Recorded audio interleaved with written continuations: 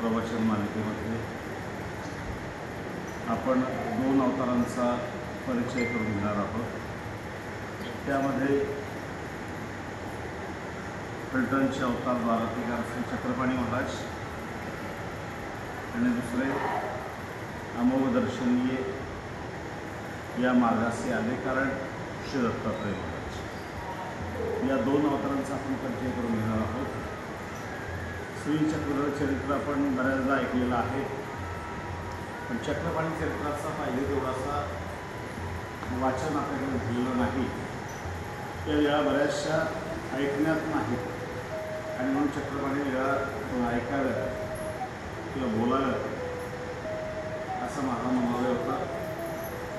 त्या दृष्टीने आज आपण चक्रपाणी चरित्र आणि श्री दत्तात्रय चरित्र बालक्रीडा या 2 विषयावर आपण बोलणार आहोत। श्री छत्रपती महाराजांचं चरित्र तसं बघितलं तर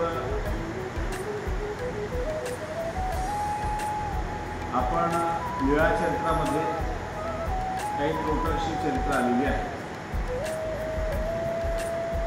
छत्रपती महाराजांचे चरित्र स्वतंत्रपणे असं फार कमी आहे। चरित्रामध्ये आले तेवढे आपल्याला बघायला मिळालेले आहे, पण त्याही व्यतिरिक्त आणखी श्री छत्रपती महाराजांचे चरित्र आहे।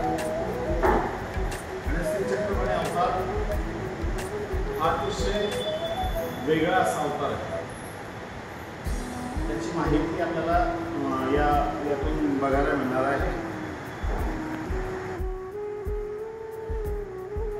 श्री छत्रपती रावळ अवतार निरूपण सर्वज्ञासी प्रतिष्ठा आणि गणपती मती महादाय समुसले जी श्री छत्रपती रावळी कवरिठे अवतार स्वीकारला। सर्वज्ञांना महादायसा गणपत मध्ये पैठणला विचारतात की श्री छत्रपती महाराजांनी अवतार कसा धारण केला याची माहिती महादायसा विचारतात। लीळा चरित्र असेल किंवा बहुतांश तत्वज्ञान जे असेल ते महादायसेच्या प्रश्नातून निर्माण झाले। महादायसा सर्वांना प्रश्न विचारायच्या आणि त्या स्वामी त्यांना उत्तर देत असायचे, माहिती सांगत असायचे। त्याचप्रमाणे महादायसेने आजही त्या जिज्ञासेच्या पोटी विचारलं की श्री छत्रपती रावळांनी कुठला अवतार धारण केला, कसा अवतार धारण केला। सर्वज्ञ म्हणजे बाई सर्वज्ञातील जीवातील धरावयाची प्रवृत्ती। स्वामी म्हणतात की परमेश्वराला जीव उद्धरण्याची प्रवृत्ती निर्माण झाली। धरातळी पुन्हा चाकणा प्रदेशी खल्ले ठाण गाव आणि या पृथ्वीच्या पुणे परिसरामध्ये चाकण परिसरामध्ये त्याच्या पलीकडे फलटण नावाचे गाव आहे।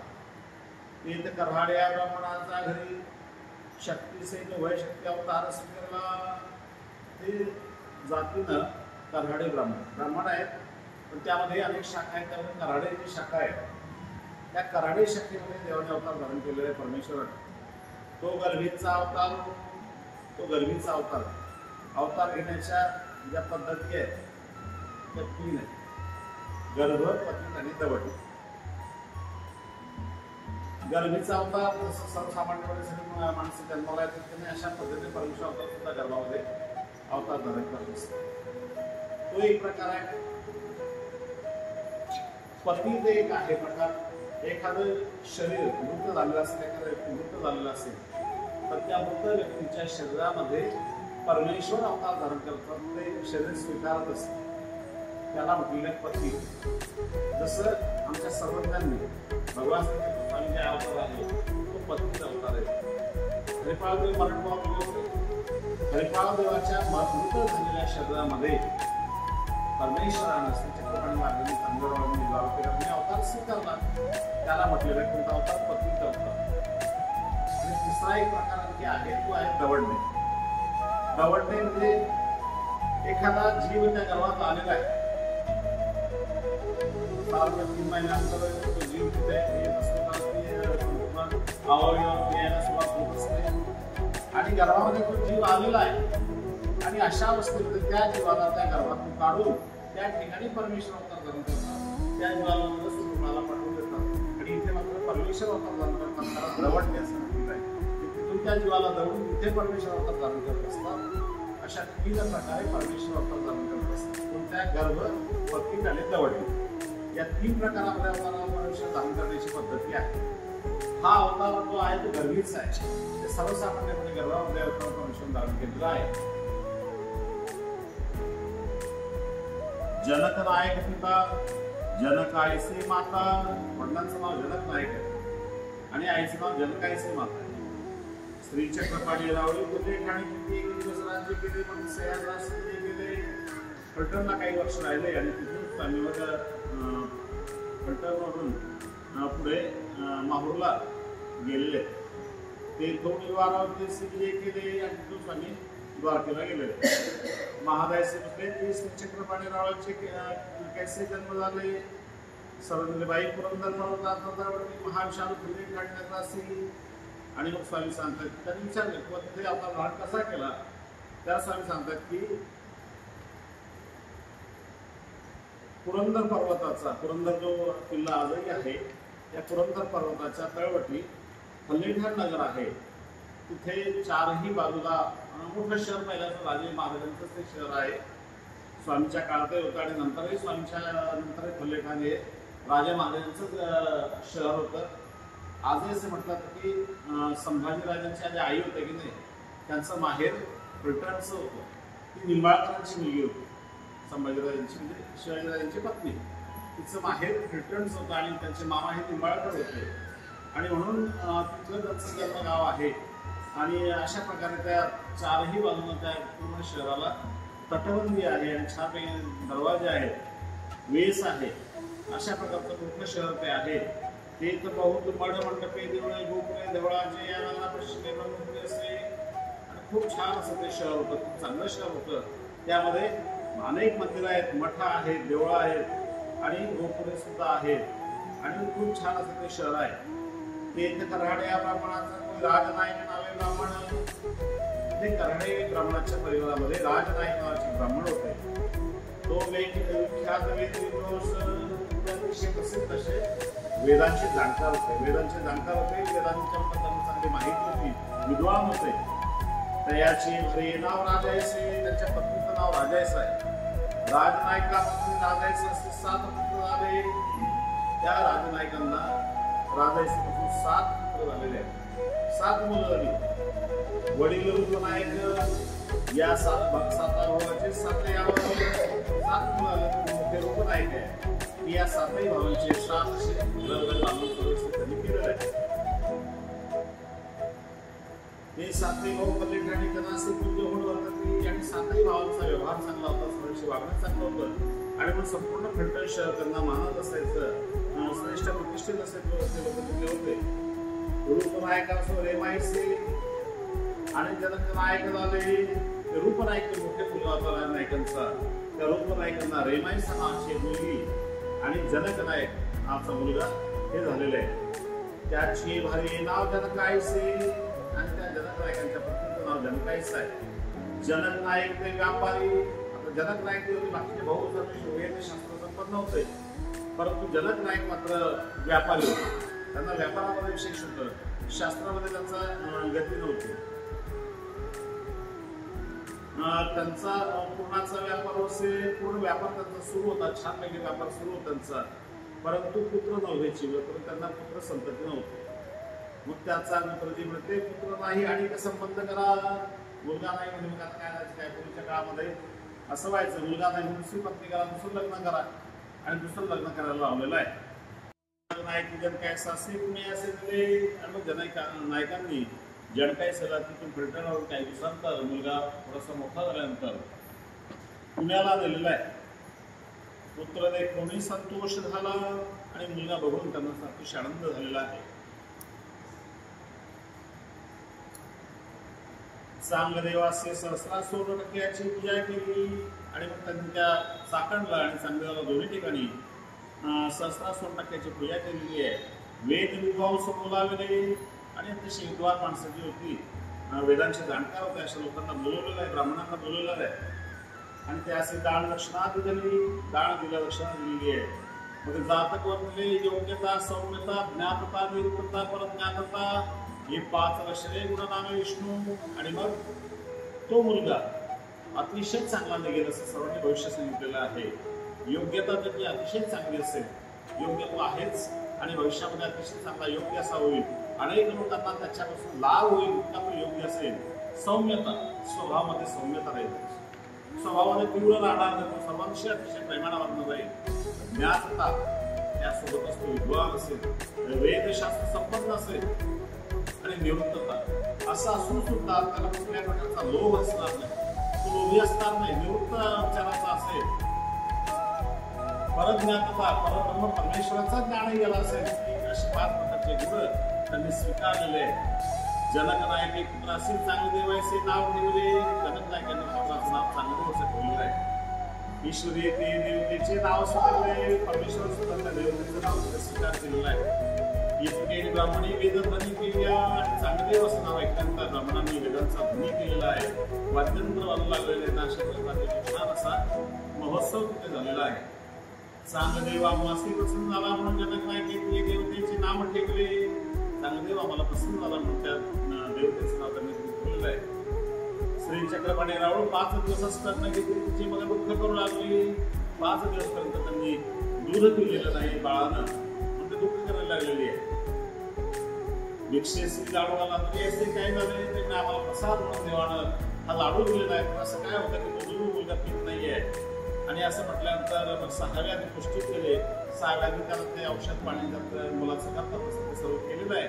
आणि मग त्यानंतर दुग्धपान तो बाळ करू लागलेलं आहे. मग जनक नायकी आपली धाकटी स्त्रीमुळे हा पुत्र आमचा नावे हा तुझा.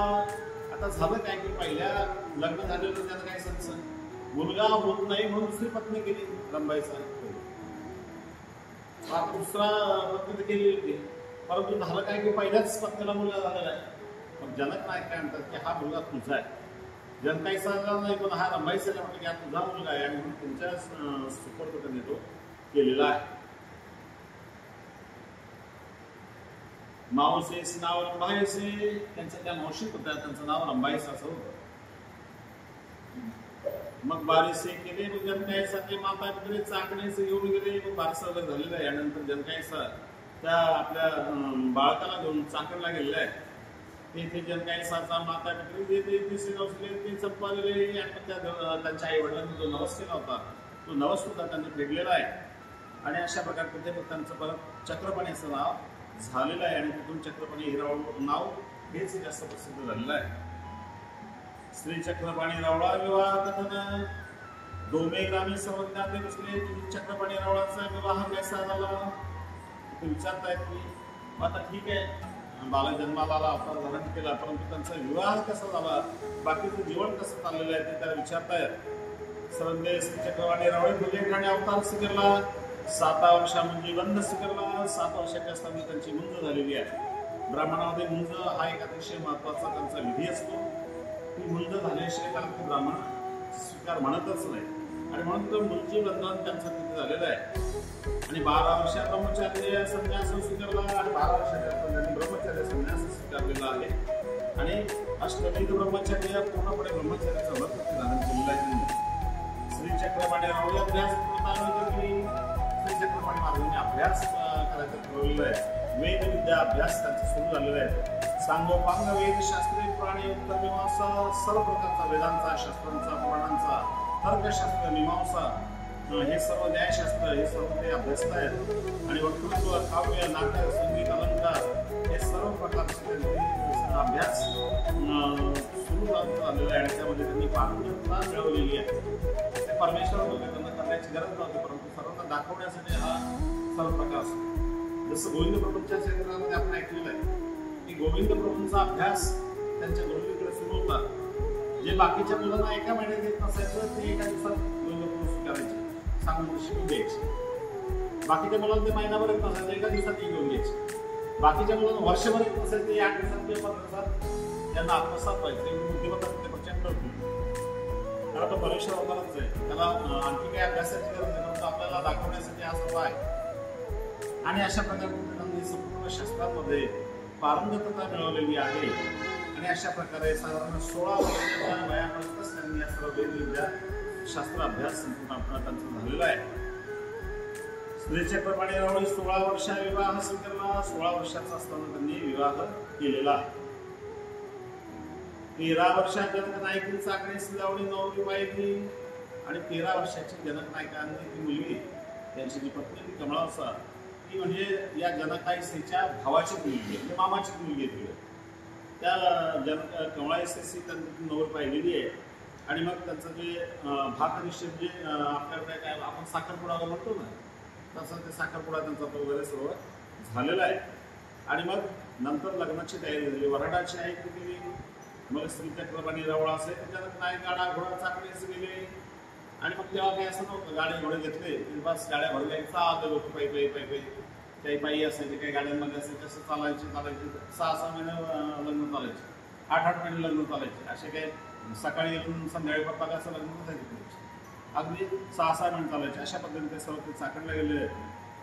सवे अपार वराड मग चाकणे सीजन काही साचे बंधू ते आवाज जाणवसा घेतला. तिथेच त्यांनी आवाजामध्ये जाणवसा घेतलेला आहे. पहारा एका रात्री लग्न लागले. मग वेद धुनी प्रवृत्ती या ब्राह्मण मंत्र पडू लागले. आणि अशा प्रकारे पूर्णपणे छानपैकी लग्न त्यांचं झालेलं आहे. श्रीचक्रपाणी रावळा ते रत्नजडित बाशिंग बांधले आणि रत्नजडित असं बाशिंग श्रीचक्रपाणी रावळानं बांधलेलं आहे. गळा मुक्ताची आमाळा पुष्पाची आमाळा ही प्रतिज्ञा शेगणी ओवाळणी या 4थ्या दिवशी कळस ज्ञान केले. आणि मग 4थ्या दिवशी स्नान वगैरे कळस नान वगैरे त्यांचं असतं. त्यात आपल्याला काही तेवढं ते लग्नांमध्ये तिकडचं माहिती नाही. तर कळस नान वगैरे असतं, त्या सर्व कळस कळसाने पाणी टाकलं जातं. अशा पद्धतीने कळस न्हाणं झालेलं आहे. मग कमळ नायकी कमळ सासी साड्या विस्तारले. त्यांनी कमळ नायकांनी आपल्या मुलीला कपडे वगैरे वस्त्र समर्पित केलेले आहे. श्रीचक्रपाणी रावळा ते साखळे यामध्ये काटकलगा सरळे साखळे आणि अनेक प्रकारचे आभूषण श्रीचक्रपाणी रावळांना त्यांनी दिलेले सर्व अलंकार दिलेले आहेत. आणि छानपैकी शिरोमणी कपडे सुद्धा त्यांना दिलेले आहेत आणि छानपैकी त्यांचं पूजन केलेलं आहे.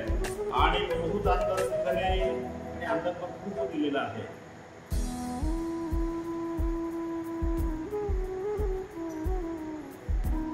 श्रीचक्रपाणी रावळ राणी तीच नाव कमळवदना, त्यांचं नाव कमलाईस आहे.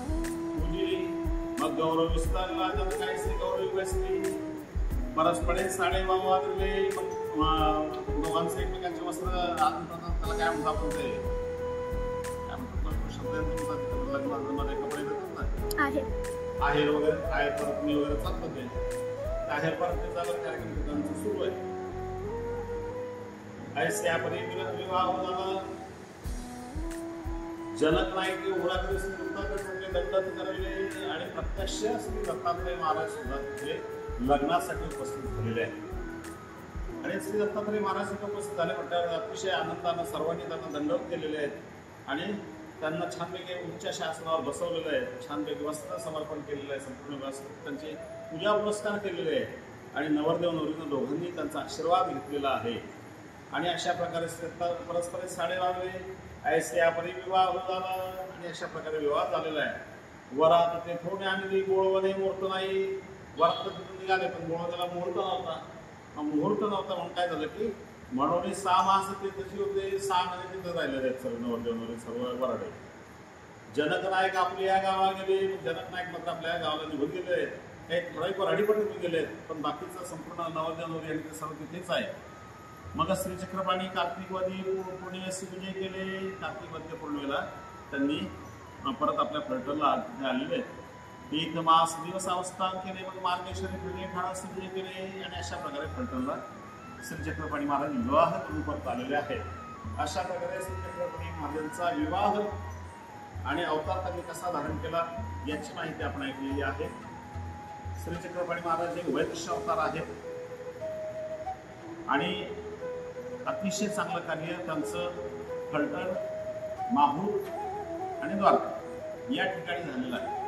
प्रसंगी वेगळ्या लीळा आपण ऐकणार आहोतच, परंतु त्याआधी आपण आता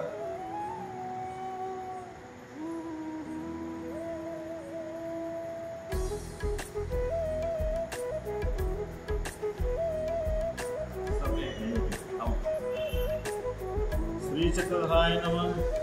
श्रीकृष्ण परमात्मने नमः। श्री गुरु दत्तात्रेयाय नमः। जय जय निराकार, जय जय गुरुपरा, जय कृपेच्या सागरानंद भरादाता, तो कृपेचा सागर सर्व करता परमेश्वर आत्माराम निरंतर ठाकूर सर्वदा।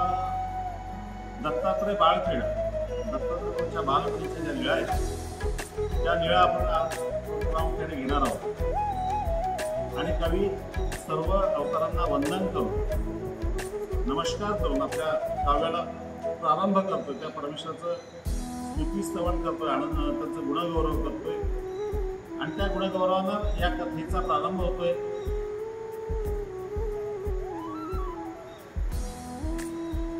तया अवताराची कथा रमई सांगेन म्हणे वक्ता, परिसृष्टी रचनेची असता आवश्यकता परिसावी। आणि परमेश्वर अवतार धारण करतो, तो कसा करतो आणि कशासाठी करतो याची माहिती ते सांगताय। परमेश्वराला जीवांचा उद्धार करायचा। परमेश्वराने असं बघितलं की ठीक आहे, आनंद भरीत परमेश्वर आहे, परमेश्वराचं जे स्वरूप आहे ना ते आनंद भरीत, म्हणजे कुठल्याही आनंदाची कमतरता नाही, पूर्ण आनंदमय स्वरूप आहे। आणि आनंदमय अशा स्वरूपाला अशी इच्छा झाली की आपला जो आनंद आहे तो आपण कुणाला तरी द्यावा, द्यायचा तर कुणाला द्यायचा। जीव, देवता, प्रपंच आणि परमेश्वर हे चार पदार्थ अनादिचे आहेत। मग देवतेंना हा आनंद द्यावा असा परमेश्वराने विचार केला, परंतु देवता त्या योग्यतेच्या नाही, त्या बद्ध आहेत, बांधले गेले, त्यांची मुक्तता होणे शक्य नाही, त्या व्यापाराला लागले, त्या नित्यबद्ध आहेत। प्रपंच जो आहे तो प्रपंच जड आहे आणि तोही योग्य नाही, त्या प्रपंचालाही तो योग्य त्याचा वाटला नाही। आणि म्हणून परमेश्वरानं असं ठरवलं, जीव जो आहे तो बंधनात आहे पण तो बंधन मुक्त आहे, बंधनातून तो मुक्त होऊ शकतो। या जीवाला जर आपण आनंद दिला तर नक्की हा जीव त्या आनंदाला पात्र होऊ शकतो। आणि म्हणून परमेश्वरानं असं ठरवलं की जीवाला आनंद द्यायचा। मूळ सृष्टीचा निर्वचन असा सांगितला जातो। मूळ सृष्टीमध्ये जेव्हा ही संपूर्ण सृष्टीची रचना झाली की नाही, त्या सृष्टीच्या रचनेच्या वेळेस असं सांगितलं जातं की पूर्ण असे जीव इथे आलेले आहेत। त्या अवतारांना तेवढ्या लोकांना, 50 लोक असतील, 100 लोक असतील ना, तेवढ्या आवाज जिथपर्यंत जाईल अशा लोकांसाठी एक एक परमेश्वराचा अवतार झालेला, परमेश्वराला आनंद द्यायचा जीवांना। आणि मग तेवढ्या लोकांसाठी एक एक अवतार झालेला आहे। आणि त्यानं जीवांना समजावून सांगितलं की बाबा रे, देवता तुम्हाला मुक्त करू शकत नाही, तुम्हाला परमेश्वरच मुक्त करू शकतो या संसार बंधनातून। आणि म्हणून संसार बंधनात मुक्त व्हायचं असेल तर त्या परमेश्वराची भक्ती तुम्हाला करावं लागेल, असं तत्वज्ञान त्या 100 लोकांना एका अवताराने सांगितलं। पण त्या 100 लोकांपैकी कदाचित 90 असेल, 95 असेल, हे 90-95 त्यांनी त्याकडे लक्ष दिले। 2, 4, 5 जणी ऐकलं ते मार्गी लागले, पण 90 असतील, 95 असतील, या लोकांनी लक्ष दिलं नाही किंवा ते या प्रवाही सृष्टीमध्ये आले आणि आपल्यासाठी आपणही त्यातले जात। आपल्याला सुद्धा एकदा देवाने सांगितलं, एकदा नाही अनेकदा सांगितलं देवाने, परमेश्वर काय, जीव काय, देवता, प्रपंच हे सर्व परमेश्वर प्रत्येक जीवाला सांगितलेलं आहे। परंतु आपण तिथे ऐकलं नाही, तिथं ऐकलं, पुन्हा एकदा आणखीच परमेश्वराने सांगितलं। अशी एखादी माता असते, ती माता आपल्या बालकाला दूध पाजत असते, मुलगा पीत नाही, डोळत, उलटी करतं, तरी सुद्धा मायला पुन्हा त्याला दूध पाजत असते। मग ती शेजारी बाई असते, म्हणजे काय करते, आता मुद्दा करतोय, सगळं हे करतोय, कशाला दूध पाजतं त्याला, नाही म्हणे असं काही हरकत नाही, थोडा वेळ त्याच्या पोटात राहतोय ना, पण पाजलं पाहिजे। अशा पद्धतीने परमेश्वर सुद्धा या जीवाला मातेच्या दृष्टांताप्रमाणे ते पुन्हा पुन्हा ज्ञान सांगण्याचा प्रयत्न करतात की थोडा वेळ तर जाईल, करेल, आचरण करेल त्याप्रमाणे आणि उद्धार याचा होईल। आणि मग परमेश्वर पुन्हा पुन्हा त्याला ज्ञान सांगण्याचा प्रयत्न करत असतात, पण पुन्हा पुन्हा जीव अधोगती अधोगती या जीवाला लागलेले। अधोगती त्याची बुद्धी वाईट आहे, त्याची गती, त्याचं चालणं रमणूक सुद्धा दूषित आहे, वृत्ती सुद्धा ती रमणूकता तशीच आहे। चांगल्या जीवाला कधी आवडत नाही, चांगला एखादी गोष्टी चालू असेल, प्रवचन चालू असेल तिथे तुम्ही जाणार नाही, परंतु जर बाहेर एखादा बँड आला तर तिथे धावत पळतात ते बघतो। एखादा कीर्तन असेल तिकडे जाणार नाही, पण बाकीचे चित्रपट असेल, सिरियल असेल, याच्या मागे लागतील लोक, चांगल्याच्या नादी लागत नाही लोक। जीवाचा हा स्वभाव आहे, जसं पाणी जर टाकलं तर ते पाणी उताराला जातं की नाही, वर चढतं का पाणी, ते उताराला जातं, तसं माणसाचं मन आहे। माणसाचं मन सुद्धा सदैव खालच्या दृष्टीने विचार करत असतं, खाली जात असतं, अधोगती त्याच्या जीवनात लिहिलेली आहे। आणि म्हणून अशा प्रकारे त्याची ती अधोगती होत असते। आणि म्हणून परमेश्वराने जरी ज्ञान सांगितलं तरी सुद्धा हा जीव ते न ऐकता आपल्या अधमतीने आपल्या वाईट बुद्धीनं ते ज्ञान स्वीकारत नाही आणि म्हणून आपल्याला इथपर्यंत यावं लागलेलं आहे. किमान आज आपल्याला ही जाणीव होते कुठेतरी की तो परमेश्वरच खऱ्या अर्थाने तो परमेश्वर आहे. देवता तुम्हाला काही देऊ शकत नाही, देवतेकडे सामर्थ्यच नाही, मर्यादित त्यांचं सामर्थ्य आहे आणि म्हणून देवता तुम्हाला काही देऊ शकत नाही. परमेश्वरच एक असा आहे की तो तुम्हाला देऊ शकतो, तो तुमचा उद्धार करू शकतो, त्याच्याकडे सामर्थ्य. आणि म्हणून भगवान श्री गोपाल कृष्ण सुद्धा काय सांगितले, आ ब्रह्म लोका पुनरावर्तन माम कोणते पुनर्जन्म न विद्यते. ब्रह्मपर्यंत कुठल्याही देवी देवतांची तुम्ही भक्ती करा तरी तुम्हाला पुन्हा येणे जाणे आहेच. सुखफळ तुम्हाला काही काळामध्ये मिळते, परंतु ती सुखफळ संपली की तुम्हाला पुन्हा इथे तुम्हाला यायचं. स्वर्ग सुख जरी असलं तर स्वर्ग सुखही मर्यादित आहे. ज्यांना आपण संत श्रेष्ठ तुकाराम मार्ग देतो त्यांनी सुद्धा काय म्हटलं, नको वैकुंठीचा वास असे तया सुखा नाश. वैकुंठीचा वास सुद्धा मला नको, तिथल्या सुखाला नाश द्या. आणि अशा प्रकारे भगवान श्री गोपालकृष्णांनी सुद्धा तेच सांगितलं की ब्रह्मपर्यंत कुठल्याही देवतेची तुम्ही भक्ती करा, त्यांच्या पदाला पोहोचाल तुम्ही कदाचित, परंतु ते पद नाशवान आहे. काही काळापुरते त्यांचं सुखफळ संपला, तुमच्या सुखाची शिदोरी संपली, तुमच्या पुण्याची शिदोरी संपली की तुम्हाला पुन्हा इथेच यावं लागणार. एक परमेश्वरच असा आहे की तो तुम्हाला त्यांनी सांगितलं की माम तो कोणते पुनर्जन्म नवी तर तू माझ्याकडे आलास, माझी भक्ती केलीस, मला पावन झालास, तुला परत येईल जाणे नाही. ही एका परमेश्वराची शक्ती आहे, परमेश्वराची सामर्थ्य आहे. आणि म्हणून जगाच्या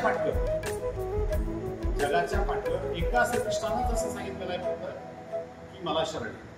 असा तुझा कुठलाही अवतार झाला नाही तर मला शरणी अगदी तुझा उद्धार करेल असं छाती करून कुणी सांगितलेले. तो एक परमेश्वर होता, श्री गोपाल कृष्ण त्यांनी सांगितलेली गोष्ट. अनेक आपण आता बघतो येशूंना दूत म्हटलेलं आहे, येशूंना परमेश्वर म्हटलेलं नाही त्यांनी. येशू हा परमेश्वराचा दूत असे म्हटलेलं आहे त्यांनी. अल्लाह जे आहे ते सुद्धा कुणाची पैगंबरची पाठवलेली माणसं आहे. मागे कुणीतरी आहे त्यात फक्त श्रीकृष्ण महाराज हे असे एक अवतार आहे की त्यांच्यासाठी मी पूर्ण परब्रह्म करू शकतो. इथे कुठलेही चॅलेंज नाही. आणि आपण अवतारांच्या बाबतीत बघितलं थोडंसं तरी लक्षात घे, श्रीकृष्ण महाराजांचा अवतारच मुळात असा आहे की तो सर्व पूर्ण अवतार. तिथे कधीही कमतरता नाही, कुठे उणीव नाही, कुठे थांबलं नाही, कुठे रडलं नाही, कुठे दुःखी होणं नाहीये. प्रत्येक गोष्टीतून मार्ग काढून पुढे जाण्याची तयारी. तसा थोडस उदाहरणाच्या दृष्टीने तुम्हाला सांगतो. रामचंद्रांच्या जीवनामध्ये काही प्रसंग आहे आणि रामचंद्रांच्या जीवनामध्ये प्रसंग आला. सीता मातेचं अपहरण झालं. सीता मातेचं अपहरण झाल्यानंतर रामचंद्र दुःखी झाले आणि दुःख व्यक्त करून सीता कुठे गेली शोधू लागले. असाच प्रसंग श्रीकृष्ण महाराजांच्या जीवनात सुद्धा आले. असेच आरोप, असेच दुःखद प्रसंग श्रीकृष्ण महाराजांच्या जीवनात आले. आणि श्रीकृष्ण महाराजांच्या जीवनात तर याहीपेक्षा भयानक प्रसंग आले. श्रीकृष्ण महाराजांचा जन्म कुठे झाला? मुळात कारागृहात, जेलमध्ये जन्म झाले. आई वडील जन्मताच जेलमध्ये, अशी परिस्थिती. त्यानंतर एकदा काय झालं की त्यांच्यावर स्वयंपाकपणे चोरल्याचा आरोप होता. जो स्वयंपाकपणे अतिशय चांगला म्हणी होता आणि त्यातून द्रव्य वगैरे प्राप्त व्हायचं, तो स्वयंपाकपणे चोरला म्हणून त्यांच्यावर आरोप आलेला आहे सत्तासनाकडून. आणि तो आरोप आल्यानंतर श्रीकृष्ण महाराज ठीक आहे करतात नाही. श्रीकृष्ण महाराज स्वतः निघाले, स्वयंपाकपणे शोधून काढला. पुढे एखाद्या राक्षसाने दिलेला होता, त्याच्यानंतर शोधून आणला, तो त्यांना स्वयंपाकपणे थांबलं नाही. असाच प्रसंग आणखी एक जीवनात त्यांच्या आलेला आहे. श्रीकृष्ण महाराजांच्या जीवनात प्रसंग आलेला ते तुम्हाला सांगतो. एकदा काय झालं की पांडवांनी असं ठरवलं की अश्वमेध यज्ञ करायचं. अश्वमेध यज्ञ करायचं ठरवलं आणि अश्वमेध यज्ञ त्यांचा सुरू झालेला आहे. एका दिवसाला भीम गेला, एका दिवसाला अर्जुन गेला, एका दिवसाला नकुल गेला, एका दिवसाला सहदेव गेलेला आहे आणि छान चारही दिवसांना चारही लोक गेले आहेत. अर्जुन सुद्धा एका दिवसाला गेलेला आहे. आणि रस्त्यामध्ये त्याचा घोडा एका मुलाने अडवला. तो घरी घेऊन गेला आणि घरी घेऊन गेला. अर्जुनावर आता आपल्याला युद्ध करावं लागेल. आणि घरी घेऊन गेल्यानंतर तिला आईला सांगितलं की असा अर्जुन कोणतरी आहे आणि त्याचा घोडा मी आणला किंवा असं म्हटलं की अर्जुन त्यामुळे त्याचं तुझे वडील आहे, तू असं करू तुझे वडील आहे, तुझा कशा भेटला. मध्यंतरच्या काळामध्ये जेव्हा इकडे गेले होते तेव्हा त्यांचा विवाह त्याच्याशी झालेला होता आणि तो त्यांच्यासोबत आल्यानंतर बबडू अण्णाचा मुलगा होता. मग आईनं सांगितलं म्हटलं ठीक आहे, त्यांनी त्यांना घोड्याला धरलं आणि बरोबर त्यांच्याकडे घेऊन आले. अर्जुनाला सांगितलं किंवा माझ्या आईनं सांगितलं तुम्ही माझ्या घोड्याला आणि म्हणून हा घोडा तुमचा तुम्हाला घ्या, मला काही तुमच्याशी युद्ध करायचं नाही. अर्जुनाला मारायला अर्जुन म्हणे माझा मुलगा आणि असा पराभव माझ्याकडे येईल असं शक्य असतं, तर माझा मुलगाच नाही. आणि असं म्हणजे मुलाला आणि आईवरून बोलल्यामुळे की तू माझा मुलगाच नाही, कुणाचा दुसराच असेल काहीतरी असेल म्हणून असं मुलांना त्याला राग आला आणि रावलं. युद्ध सुरू झालं. त्या युद्धामध्ये असं सांगितलं होतं की संपूर्ण अर्जुनाचं सैन्य पराभूत झालेलं आहे आणि नुसतं पराभूत झालं नाही, अर्जुनाचा सुद्धा त्यामध्ये वध झालेला आहे. अर्जुन सुद्धा मरण पावला. अर्जुन मरण पावला म्हटलं खरंच घाबरले काय त्याचं काय तर गेले विचार प्रभू आनंदाला आपल्या राज्यात गेलेला आईला सांगितलं की तू मी असं असं केलं, पण त्यांनी ऐकलं नाही म्हणून त्यांचा वध केला. आई रडायला लागली, दुःख व्यक्त करते. त्या अर्जुनाची पत्नी येते, ती दुःख व्यक्त करते काय करायचं काय करायचं. तिने श्रीकृष्णाचा धावा केला. तुला माहित होतं की श्रीकृष्ण त्यातून काहीतरी आपल्याला मार्ग काढतील आणि श्रीकृष्ण महाराजांचा धावा त्यांनी केलेला. श्रीकृष्ण महाराजांचा धावा केला तर तेवढ्यात काय होतं की यांचं आणि तक्षकाचं जे नागकुळ जे आहेत पाताळातले त्यांचं थोडंसं वैर होतं त्यांचं. पण त्यांनी काय केलं, त्या तक्षकाने याचं मस्तकच पळवलेलं होतं अर्जुनाचं आणि काही प्रमुख सैन्याचं त्यांनी मग मस्तक पळवलेलं होतं. आता श्रीकृष्ण महाराजांनी बघितलं त्यांनी संपूर्ण प्रयत्न पडलेली आहेत. आता करायचं काय, संपूर्ण प्रयत्न पडलेले आहे. श्रीकृष्णाचं तर अर्जुनाचं तर मस्तकच सापडेना आणि श्रीकृष्ण महाराज उभे राहिलेले आहेत. हातामध्ये पाणी घेतलं, हातावर पाणी ठेवलं आणि सांगितलं मी जर राजन्म ब्रह्मचारी असेल तर ही सर्व प्रयत्न एका क्षणात जिवंत होत. आणि असं म्हणून पाणी सोडलेलं श्रीकृष्ण महाराजांनी आणि पाणी सोडलं तसं पटापट सर्व प्रयत्न जिवंत झालेले आहेत. आणि अर्जुन सुद्धा त्याचं ते मस्तक तिकडे गेलेलं ते पाताळातून वर आलेलं आहे आणि ते सुद्धा लागलं आणि अर्जुन सुद्धा जिवंत आलेलं उभा राहिला होता. ही ईश्वरी शक्ती फक्त श्रीकृष्णांच्या ठिकाणी आपल्याला प्रत्येक वेळी दिसते. कुठल्या अवतारामध्ये आपण कुणाचं खंडन करतो अशा प्रकारचं कुठल्याही अवतारामध्ये पूर्णता दिसत नाहीये आणि मग श्रीकृष्णाला पूर्ण परब्रह्म परमेश्वराचा अवतार म्हटलेला आहे. तसं आपण प्रामुख्याने बघतो की त्या 10 अवतारांमध्ये विष्णूच्या 10 अवतारामध्ये टाकलं जातं, परंतु विष्णूच्या 10 अवतारामध्ये श्रीकृष्णाची गणना नाही. हा वेगळा अवतार आहे आणि म्हणून त्या 10 अवतारामध्ये बळीरामाचे म्हणजे जे श्रीकृष्णाचे मोठे बंधू होते की नाही त्यांची त्याच्यामध्ये गणना आहे. आणि म्हणून श्रीकृष्णाचा अवतार हा अतिशय वेगळा आहे. आणि अशा श्रीकृष्ण अवताराच्या प्रसंगाचं आपण सर्वांनीच आज थोडं ऐकूया. दत्तात्रय प्रभूंच्याबद्दल आपण बोलूया, परंतु ती सुरुवात कशी झाली तुम्हाला सांगतो.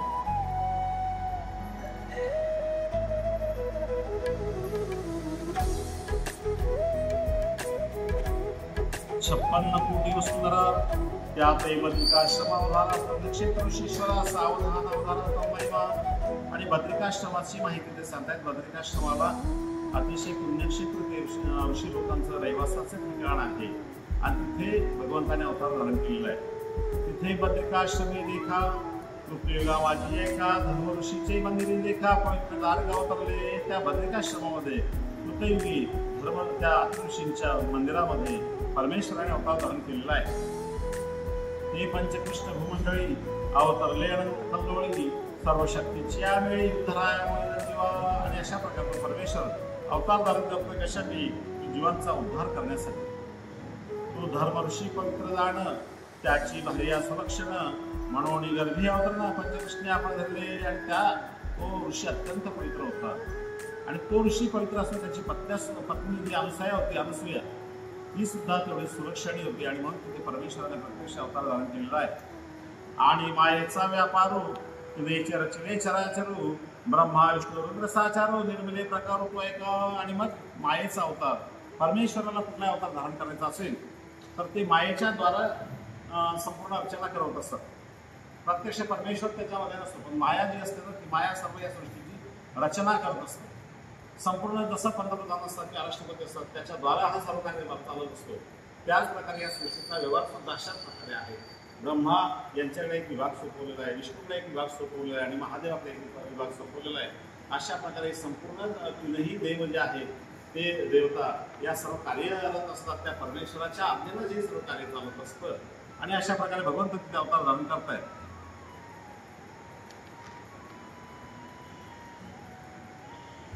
मायेचा पकडा लावणी स्वयंदुरी राहुनी खेळवी आज्ञेने तया ते यायचे.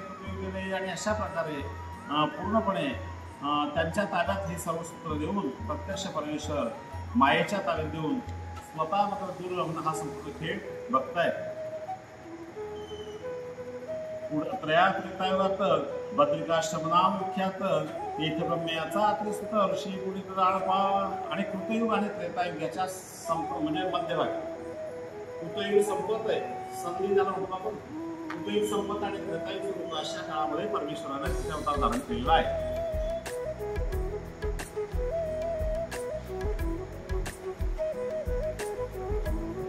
ते निमिषारण्य दुर्गट बद्री मिळतो वनी दाट फळे पुष्पे चोखट सेविता शीते आणि त्या निमिषारण्यामध्ये मोराची झाडं त्या वनामध्ये आहेत म्हणून त्याला बद्रिकाश्रम असं म्हटलेलं आहे. आणि तिथे अतिशय छान अशी मोरांची फळं तिथे आहेत.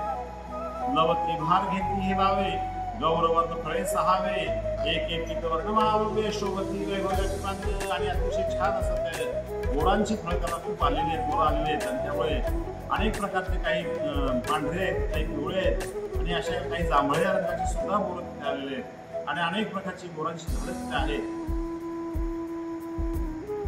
एक शुभ्र वर्णनी खळफळ जैसा चंद्र सुढाळ हिमालयागिरी चंदन प्रबळ काश्मीर पिळ भांगती एका काहींचे शुभ्र वर्ण आहे, अगदी चंद्रासारखा त्याचा वर्ण आहे. आणि काही मलायगिरी चंदन प्रबळ मलायगिरीच्या चंदनासारखा त्याचा काही वर्ण आहे थोडासा.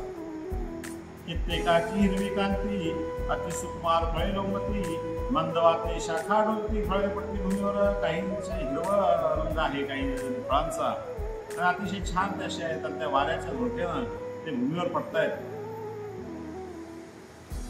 एकाची गोळी डाळिंबासारखी शीतळपणे घालतो मुखी मुख स्वाद नम्रता चुकी रसनाभिषेकी मध होय. आणि काहींची चव अशी आहे ती डाळिंबासारखी आहे आणि अतिशय छान असं गोड अशी ती फळं आहेत आणि सर्व लोक त्याचा आनंद घेत आहेत. घालिता मुखी मिरवून जाती द्राक्षापरी गोडी देती रंगादी गुळ प्रमाणात होती खाली वसती रहोदीर्घ. आणि तोंडात टाकल्याबरोबर ते मोराचे फळ जे आहेत ते विरघळून जात आहेत. द्राक्षासारखी त्याची गोडी आहे आणि रंग रूपही त्याचा अतिशय छान आहे. तिन्ही जिंकले शर्करेसी गुणे आणले क्षुदंडासी हिनविले कर्दळी फळासी गोडपणाचे फळांनी आणि साखरला सुद्धा त्याने जिंकलेलं आहे. इतकं ते छान आहेत. खाता निर्दसे क्षुदा पुष्टता निर्से बाधा मुखी घालिता देती सुगंधा शरीर आपदा न ठेवती. आणि खाल्ल्यावर ते फळ खाल्ल्यानंतर नक्कीच भूक सुद्धा शांत होत होती प्रत्येकाची. आणि तुष्टता आणि पुष्टता सुद्धा शरीराला शरीर सुद्धा तुष्ट आणि पुष्ट त्याच्यावर होत होतं आणि अतिशय सुगंध त्याचा येत होता आणि शरीरामधले आजार असणारे निघून जात होते. क्षुधापुराची होय शांती सेविता ढेकर उदय येते निर्बळा होय बळप्राप्ती तात्काळ पुष्टी येत असे. आणि ज्याला भूक लागली असेल त्याला जर खाल्लं तर नक्कीच त्याची भूक लागते आणि खाल्ल्यानंतर ढेकरच येत होता. आणि निर्बळ जो असेल एखादा बलहीन असेल त्याला बलप्राप्ती त्याच्यानं होत होती. आणि एक गुण आहे का इच्छा जरी झाली बालका हात घेतल्या कोतका मुक्त नेटका होतो. आणि एखाद्या बालकाला जर इच्छा झाली खायची आणि त्याने हातामध्ये घेतलं तर तो बालक तृप्त होत होता. साधाव्या स्थिती लागी ध्यान सवय सवे कांगी चरित्र हे देखोड जगी नारदांतरंगी कृष्णाला. आणि नारद त्या आलेले आहेत आणि ते संपूर्ण वातावरण बघून नारद ऋषी अतिशय संतुष्ट झालेले आहे. भृगुरुचिका ऋषीचे वण बकदाल मार्कंडेय दान गोचुटी आदी ऋषी जन परमात्म साधन सांगती. भृगु ऋषी आहेत, ऋषी ऋषी आहेत, चवन ऋषी आहेत, बकदालभ्य असे अनेक प्रकारचे ऋषी तिथे आलेले आहेत. त्या सर्व ऋषींच्या सह तिथे ते आपली साधना करत आहेत. तपे करुणी काळ कमिती देवता भूताती शाप देवनी बसती सामर्थ्य शक्ती बळे. आणि देवता होताना सुद्धा ते ऋषी लोक त्याच्याशी सामर्थ्यवान आहे म्हणजे त्यांना सुद्धा शाप देऊन दूर करतायत. साश्चर्य नारद मुनी गेला स्वर्गी फळ घेऊनी तत्काळ इंद्रा प्रति भेटूनी फळ देऊनी बैसला. आणि त्यामध्ये एक फळ त्यानं घेतलं नारदानं आणि इंद्रा प्रति त्याला दिलेलं आहे स्वर्गामध्ये. राव म्हणे ऋषी उत्तमा फळे पोटवणे आणि आम्हा मुनी म्हणे बद्रिकाश्रमा जावणी उत्तमा आणली. आणि मग ते सांगतात की आम्ही बद्रिकाश्रमाची फळं आणलेली आहेत. इंद्र म्हणे नारदासी उपमा नाही बद्रिकाश्रमासी येथे जन्मला देव ऋषी जन्मतारासी नारदा. आणि मग तेव्हा ते म्हणतायत की त्या बद्रिकाश्रमाला उपमा नाहीये कारण तिथे प्रत्यक्ष परमेश्वराने अवतार धारण केलेला आहे. बाप धर्मर्षी पुण्यपरायण तदी वंश अवतरून उद्धरिते भूजन दिव्य ज्ञान देऊनी. आणि अशा प्रकारे पिता जे आहेत ते सुद्धा अतिशय बुद्धिमान आहेत, वेद विद्या संपन्न आहे आणि धर्मपरायण आहे. आणि ते आपल्या मुलाला चांगल्या प्रकारे ज्ञान देत आहेत आणि इतर जीवांना सुद्धा ते ज्ञान देत आहेत.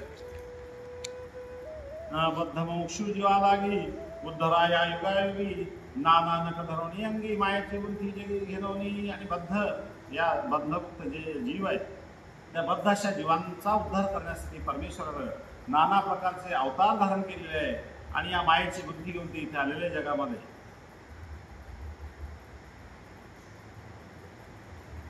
तेथे अतृषी राज्य करी तयाची अनसुया नारी पतिव्रता महासुंदरी धर्मविचारी वर्तत. आणि अशा प्रकारे ते अतृषी राज्य करतायत.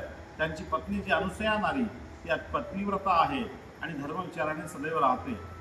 रात्री अनसुया निर्मळा अनुष्ठानी घालती वेळा कैवल्यदानी सदा डोळा बद्रिकाश्रमस्रा वास्तव्य. आणि रात्री अनुसया ते दोघे निर्मळ आहेत विषय आणि तिथे सदैव ते अनुष्ठानामध्ये आणि भगवंताच्या भक्तीमध्ये आपला वेळ घालवत आहेत. ती अनुसया पतिव्रता अतृषीची ती कांता तदोदरी बा तत्वा जन्मने विख्याती सोमर्षी. ती अनुसयेच्या पोटी अतृषीच्या पत्नी आहे ती, त्यांच्या पोटी सोमर्षी नावाचा एक ऋषी जन्मलेला आहे. त्याचा अनुज दुर्वास जाण तो नित्य करी अनुष्ठान निराहारी परमगण पावले जगन्नाथा. आणि त्याचा तो लहान भाऊ आहे तो अनुज दुर्वास आहे. म्हणजे अतृषींना 3 मुलं होते, त्यापैकी सोम एक आहे आणि दुर्वास एक दुसरा आहे. जाणून ऋषीचा भाव अवतरले दत्तात्रय देव कैवल्य वस्तुता मुख्य ठाव देवादेव परब्रह्म हा. आणि तिथे त्या ऋषीचा भाव जाणून भगवंतांनी अवतार धारण केलेला आहे.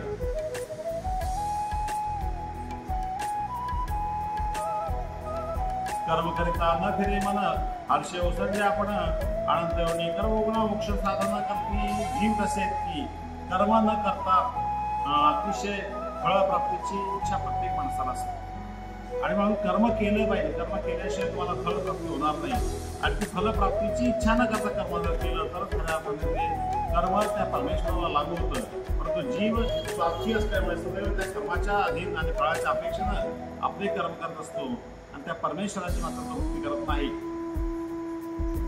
मुक्तिपदाची नाही आशा धर्मबुद्धीची सांडलेली दिशा कंटाळामध्ये माणसा निर्दय दशा सदा. आणि मुक्तिपदाची आशा नाही. या संसारातून आपण मुक्त झाला पाहिजे, त्या परमेश्वराला प्राप्त झाला पाहिजे याची आशा कुठल्याही जीवाला राहिलेली नाही. धर्मबुद्धी त्याच्या अंतःकरणात राहिलेली नाही, धर्माच्या भावनाच अंतःकरणामध्ये नाही आहे. सदैव अहंकार आणि आपल्या व्यक्तिगत जीवनामध्ये स्वार्थ, सदैव स्वार्थ भरलेल्या माणसाच्या जीवनामध्ये त्या स्वार्थासाठी मनुष्य जगत असतो. सच्चिदानंदयाची गती पाहुणी द्रवलानंदमूर्ती गुणती जीवादवती उपजती देशांचे. आणि मग या सर्व जीवांचा उद्धार झाला पाहिजे, या सर्व जीवांना ज्ञान, खरं ज्ञान प्राप्त झालं पाहिजे. आणि म्हणून परमेश्वरानं अवतार धारण करण्याचं ठरवलेलं आहे.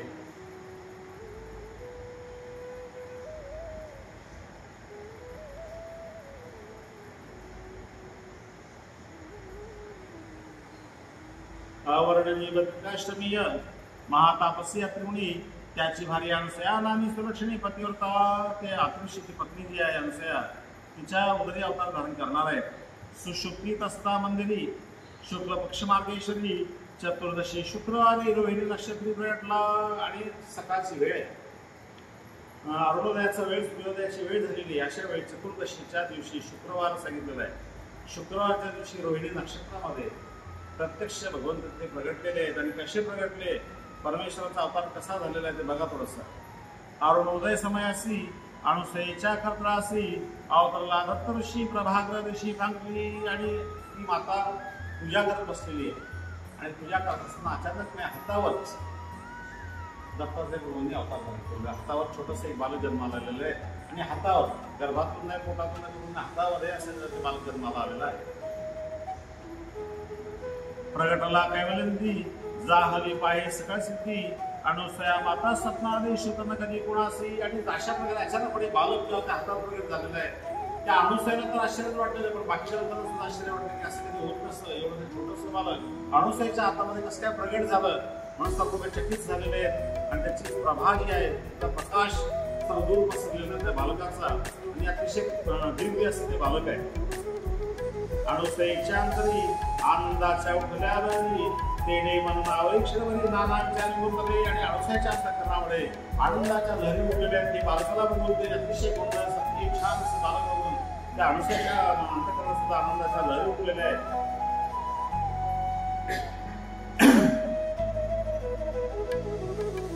क्षणी देखी स्वर्ग सुखा क्षणी देखी ब्रह्मांड नायका क्षणी देखी स्वर्ग सुखा क्षणी देखी पाताळ तक्षकाची सुखा क्षणी देखी आणि अशा प्रकारे एकदा त्या भगवंताकडे बघते आणि एकदा मनात विचार करते की स्वर्गाचं सुख काय असेल ते याच्यामुळे ठीक आहे, पाताळाचं सुख काय असेल ते सुद्धा याच्यामुळे ठीक आहे. कुठलंही सुख या भगवंताच्या चेहऱ्याच्या पुढे देवाच्या चेहऱ्यापुढे नाही आणि असं म्हणतात आनंद व्यक्त करतायत.